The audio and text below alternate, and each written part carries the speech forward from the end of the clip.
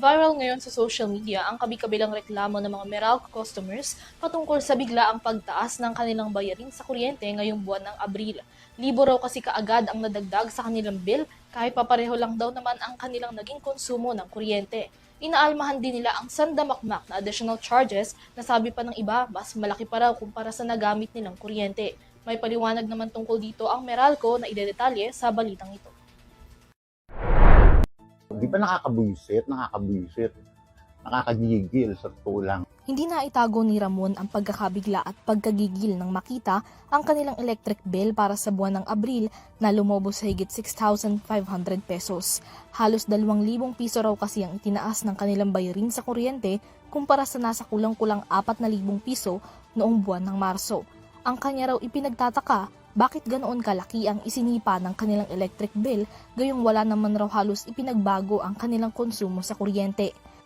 Eh ngayon, nagulat ako, ang tinaas niya 2,500. 2,500, wala namang ginagamit na iba, yun at yun din.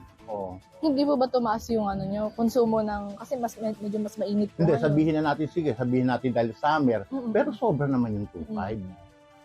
Parang isang buwan na rin eh. Sa April billing ng Meralco, tumaas ng 14 pesos and 35 centavos per kilowatt hour ang overall electricity rates ngayong buwan, 53 centavos per kilowatt hour na mas mataas kumpara noong Marso. Paliwanag ng Meralco, bunsod ito ng mas mataas na 8 pesos and 39 centavos kilowatt per hour na generational charge na epekto ng paghina ng piso kontra dolyar. Apektado rin ng transmission charges at iba pang taxes at subsidies ang bill ng kuryente para sa buwan ng Abril at hindi pa kasama ang epekto ng krisis sa Middle East. Kung susumahin, 107 pesos ang dagdag singil sa mga household na may 200 kilowatt-hour na konsumong kuryente, 213 pesos na dagdag sa bill ng mga kumukonsumo ng 400 kilowatt per hour, habang 427 pesos naman para sa mga nakakakonsumo ng 800 kilowatt per hour ngayong buwan. Ngunit hindi lamang ang biglang paglobo ng bayarin sa kuryente ang ipinagtataka ni Ramon, kundi maging ang iba pa mga charges na hindi naman daw niya alam na kasama sa binabayaran niya buwan-buwan.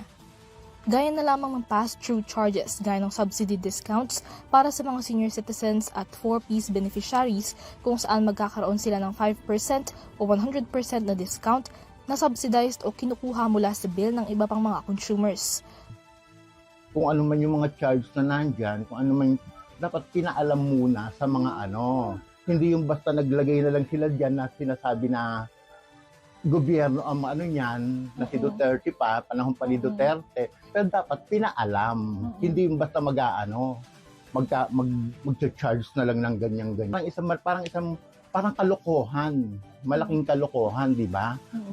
Bakit mag-aano ang gobyerno na ipapasa sa mga sa mga tao, dapat may pondo ang gobyerno para gaan hindi pahihirapan yung mga tao. Hindi lamang si Ramon ang nakaranas nito kundi marami pang Meralco consumers na sa social media na idinaan ang kanilang reklamo sa sobrang taas na singil sa kuryente ngayong buwan ng Abril. Sa panig ng Meralco, nauunawaan daw nila ang naging pagkabigla ng mga consumers pagdating sa kanilang April billing, ngunit mayroon daw mga gustong linawin pagdating sa mga kumakalat na naratibo at maling impormasyon online kaugnay ng bayarin sa kuryente. Ayon sa Meralco, ang bill charges gaya ng Lifeline Subsidy Rate, Senior Citizen Subsidy, Fit-All at GAIA-All na para sa Renewable Energy Development at Universal Charge para sa missionary electrification ay alinsunod sa legal na mga pulisiya at regulasyon ng mga ahensya.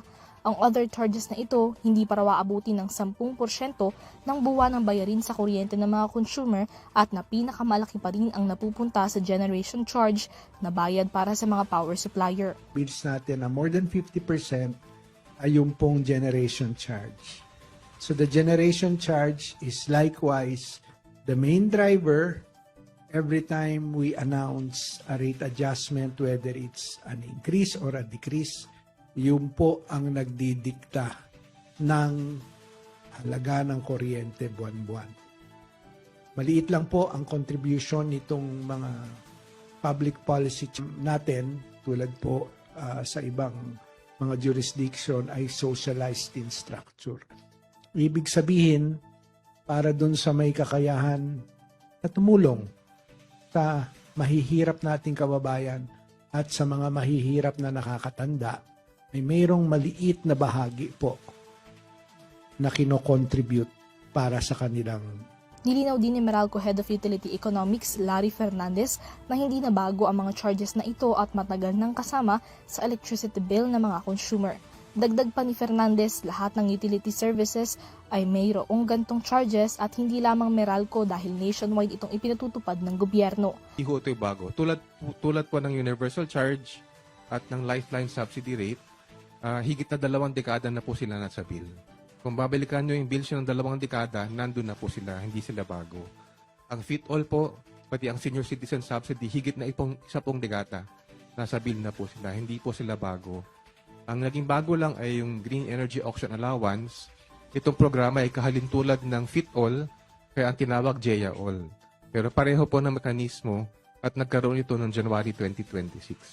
So hindi po ito parang nag-appear na lang bigla at yung iba sa kanila, dekada na po na ini-implement. Nanawagan naman ng Meralco na huwag na magpakalat ng maling impormasyon dahil magdudulot lamang ito ng kalituhan sa publiko. Para sa EuroTV News, Mila Yagin sumasaludo sa bawat Pilipino.